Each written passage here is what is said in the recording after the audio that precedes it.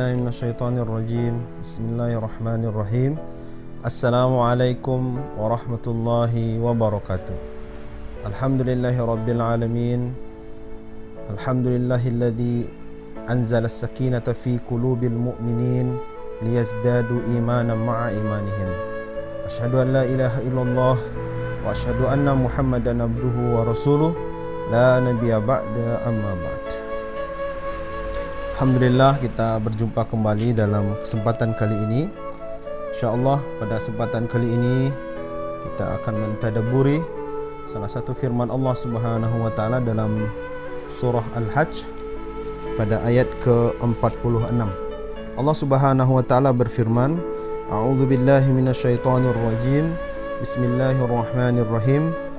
Afalam yasiru fil ardi fatakuna lahum qulubun ya'qiluna biha aw adhanun yasma'una biha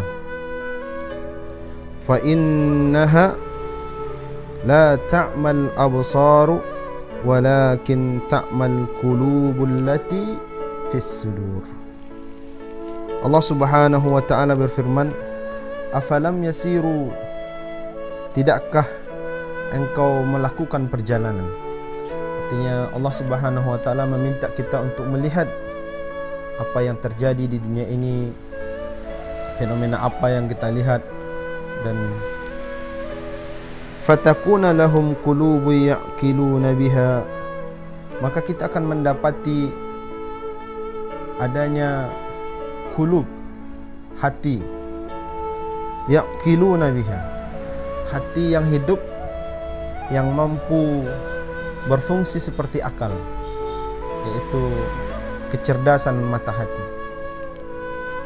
Au adhanu yasma'una biha, atau telinga yang bisa mendengar. Fa innaha, kata Allah di penghujung ayat ini, fa innaha la ta'mal absaru,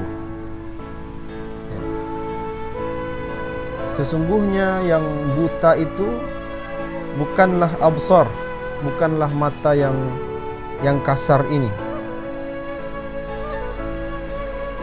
Ta'ma itu buta, ini kan harusnya fisik ya. Tetapi Allah Subhanahu wa taala mengatakan yang buta bukan fisik, bukan absar, walakin ta'mal qulub. Akan tetapi yang ta'ma itu, yang buta itu adalah hati yang letaknya fis sudur, yang ada di dalam rongga dada. Kaum muslimin yang Allah muliakan, ayat di dalam surah Al-Hajj pada ayat yang ke-46 ini memberikan kepada kita sebuah pelajaran bahwa selain amalan-amalan zahir, ternyata kita harus mempunyai amalan-amalan yang sifatnya ruhaniyah, atau bisa juga disebut dengan amalan-amalan hati. Bahkan di dalam ungkapan para ulama yang juga disampaikan oleh para ulama, qalbu ini menjadi sentral dan dia adalah raja. Dan amalan zahir tidak diterima di hadapan Allah Subhanahu wa taala kecuali dengan ketulusan, kebersihan, kebaikan amalan hati. Kaum muslimin yang Allah muliakan, ini tentu menjadi sebuah pengingat bagi kita bahwa qalbu mempunyai posisi yang sangat luar biasa di hadapan Allah Subhanahu wa taala. Kita pernah mendapatkan sebuah hadis yang sahih, idza salahat salahat jasadu kullu, idza fasadat fasadat jasadu kullu. Hadis ini menguatkan bahwa apabila qalbu ini baik, maka akan baik seluruh tubuh. Artinya, kata ulama hadis, amalan yang lain dianggap baik walaupun mungkin ada kekurangan-kekurangannya. Tetapi kalau qalbunya rusak, qalbunya tidak baik, maka amalan yang baik pun menjadi tidak baik. Ini luar biasa urgensi amalan qalbu. Dan kita juga melihat bagaimana Rasulullah SAW mengajarkan kepada para sahabat ketika Rasulullah mengatakan muncul atau akan datang penduduk surga di hadapan kalian, dan itu diulang selama 3 hari berturut-turut oleh Rasulullah SAW. Ternyata apa yang dikerjakan oleh sahabat yang dikatakan oleh Rasulullah adalah penduduk surga ini, yaitu menjaga hatinya dari amalan zahir biasa saja, bahkan dia hanya melakukan yang wajib-wajib ya, dan melakukan yang sunat sebisanya, semampunya saja. Tapi ia betul-betul menjaga kolbunya untuk tetap bisa bersih, untuk tetap bisa baik. Ini sebuah pelajaran berharga bagi kita, bahwa setiap kita harus betul-betul mengetahui bagaimana sifat-sifat kolbu ini. Apa saja yang membuat kolbu ini menjadi rusak, menjadi berkarat. Apa yang membuat dia lemah. Kita juga tahu fi qulubihim marad, kata Allah Subhanahu wa taala. Ada orang-orang yang hatinya itu marid, sakit. Fazada, maka bertambah sakitnya. Artinya kolbu ada yang sehat, ada yang sakit. Di sini tadi Allah katakan qulubu yaqiluna biha. Ada kolbu yang mampu berfikir. Artinya ada kolbu yang tajam, yang bisa memberikan analisa-analisa yang luar biasa kepada kita yang memiliki kolbu ini. Dan sangat penting bagi kita mengetahui bagaimana cara agar kolbu tetap bisa hidup, cara agar kolbu ini tetap bisa menjalankan perannya. Apa yang menjadi amalan wajib bagi kolbu ini, itu harus dipelajari oleh kita. Bahkan kita juga mengetahui ayat yauma la yanfa'u malun wala banun. Nanti akan ada satu hari di mana tidak bermanfaat harta dan anak yang kita pelihara selama ini. Itu ada manfaatnya, kata Allah.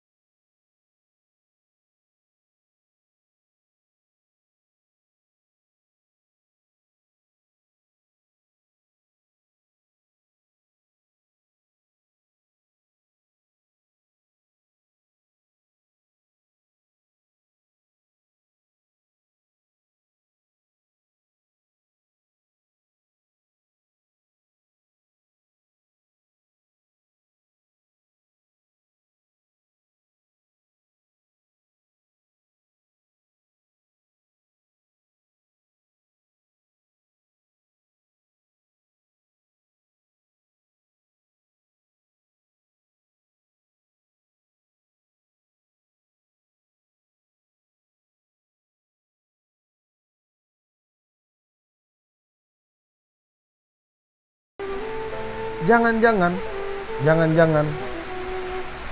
ibadah-ibadah zahir yang sudah kita kerjakan selama ini itu tertunda, pahalanya ditahan, bahkan di hadapan Allah bisa jadi tidak ada pahala ketika kita tidak menyadari ternyata hati kita itu sedang bermasalah, hati kita sedang dirusak. Dan salah satu yang merusak hati adalah waswasil khannas. Jadi syaitan dari golongan jin dan manusia, mereka akan senantiasa merusak, membisik waswas, memberikan keraguan-raguan ke dalam hati kita. Kalau kita bawakan dalam kehidupan keseharian kita, inilah salah satu yang menyebabkan kita tidak bisa mengambil pilihan-pilihan yang objektif, pilihan-pilihan yang bijaksana. Kenapa? Karena hati kita sedang tidak berada di dalam kesalimannya, kehidupannya. Hati tidak sedang hidup, hati tidak sedang sehat, hati tidak sedang baik, dia tidak sedang tenang, tapi hati kita malah sedang berkarat, sedang ada noda an-nuqtah. Hati kita sedang digerogoti oleh waswas, oleh syaitan. Maka menjadi kewajiban bagi orang-orang beriman untuk mengetahui bagaimana hatinya, bagaimana treatment menjaga amalan hatinya. Agar apa?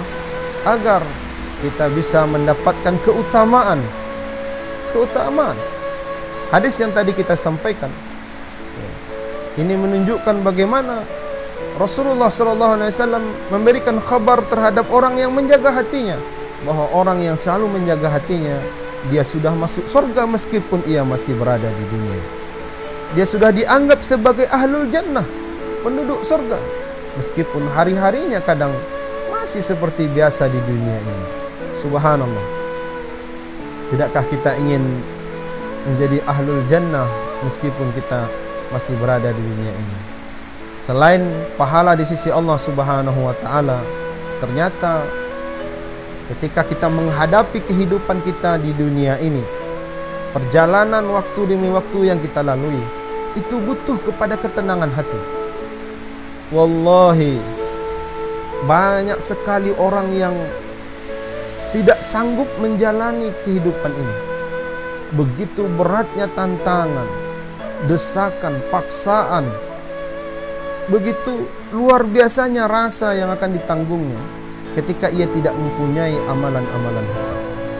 Namun insya Allah, sebagaimana janji Allah Subhanahu wa taala dan kabar dari Rasulullah SAW, bahwa ketika hati ini baik, dia akan mendapatkan ketenangan, dia akan memperbaiki seluruh amalan. Bahkan hati yang baik juga kita sebut dengan orang yang berlapang dada, berapapun masalahnya, pagi, siang, malam, tidak ada bedanya, karena begitu lapangnya dadanya, begitu luas sekali daya tampung masalahnya. Inilah yang diajarkan oleh agama kita. Inilah bimbingan dari Allah dan Rasulnya kepada kita. Kita butuh amalan hati, kita butuh mengetahui sejauh mana hati ini bisa kita kendalikan, bisa kita latih, sehingga kita berharap pertolongan Allah Subhanahu wa taala. Dan ini juga menjadi indikator, hati juga kadang menjadi indikator untuk kita bisa mengambil sikap-sikap. Dalam hadis yang lain Rasulullah mengatakan, ittaqu firasatal mu'min, takutlah terhadap firasat orang-orang beriman. Innahu yanzuru binurillah, sesungguhnya mereka itu memandang dengan cahaya Allah Subhanahu wa taala. Tentu pandangannya adalah pandangan yang tajam, pandangan yang sangat jelas, karena mereka memandang dengan cahaya, dan cahaya itu adalah cahayanya Allah Subhanahu wa taala. Ini adalah orang yang punya firasat, getaran-getaran hati Hati yang bagaimana? Hati yang mukmin, hati yang beriman, hati yang salim, hati yang sehat, hati yang hidup.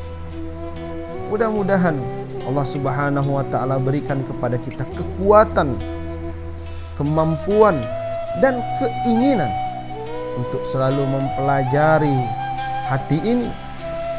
Betul-betul kita fokus belajarnya. Layaknya kita juga belajar melakukan ibadah-ibadah zahir seperti sholat, seperti puasa, zakat, haji, umroh dan sebagainya, kita pelajari.